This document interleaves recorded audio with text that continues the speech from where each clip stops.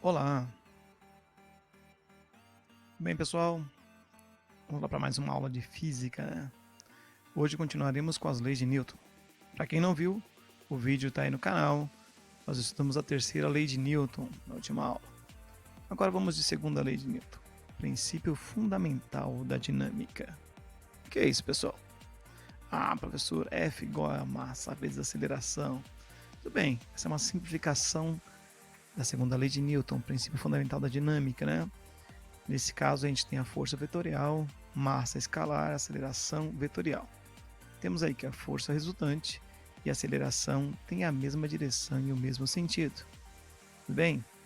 Então, isso se aplica a corpinhos de massa m e aceleração a constante, certo? Então, notem, a força resultante tem sempre a mesma direção e sentido que a aceleração. Temos um exemplo aí, certo? Uma corrida aí, certo? Os dois carrinhos postos aí.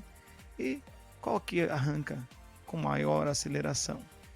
Aquele que tem menor massa, se for a mesma força, ou aquele que tem maior intensidade de força, correto? Porque tem uma proporção aí, direta. Muito bem. Vamos ao princípio fundamental da dinâmica, de fato, né? Força média, massa, variação de velocidade e variação de tempo. Olha lá, a força média é inversamente proporcional ao tempo de contato. Isso explica muito mais coisas do que F igual a m vezes A. Por exemplo, uma colisão veicular frontal. O veículo bate, o que vai proteger o motorista? O airbag, muito bem. Olha só, ele aumenta o tempo de contato, diminuindo assim a força média aplicada. Como isso, professor? Vamos ver um exemplo com um gráfico que já cai numa questão de vestibular. Né? Estou reproduzindo aqui um gráfico. Bom, notem a relação de tempo aí com força. O que aconteceu? 4 segundos com o airbag e 2 segundos de intervalo de tempo sem airbag, certo? O que isso interfere? O dobro do tempo, metade da força, gente. Essa que é a relação. Se não tem bolsa, não tem esse amortecimento, mas em física nós não chamaremos de amortecimento apenas. Você precisa explicar o que está por trás desse conceito, certo? O tempo com o airbag é maior que o tempo sem airbag. Por isso, a colisão é amenizada, a força aplicada no condutor do veículo é menor. Não só do condutor, né? Os passageiros também. Mas é claro que a gente lembra sempre do principal airbag, né? Que fica ali no volante, correto? Então notem aí, o uso do airbag, essa bolsa infla, mas ela não fica fixa. Ela vai também recuar, assim como você deve recuar a mão ao segurar a bola de basquete que um colega joga a você, certo? Assim como o jogador de futebol recua o peito para matar a bola no peito, assim como o jogador de vôlei recua a mão para fazer o toque perfeito, correto? Esse recuo serve para quê? Para aumentar o tempo de colisão, o tempo de contato, diminuir a força média.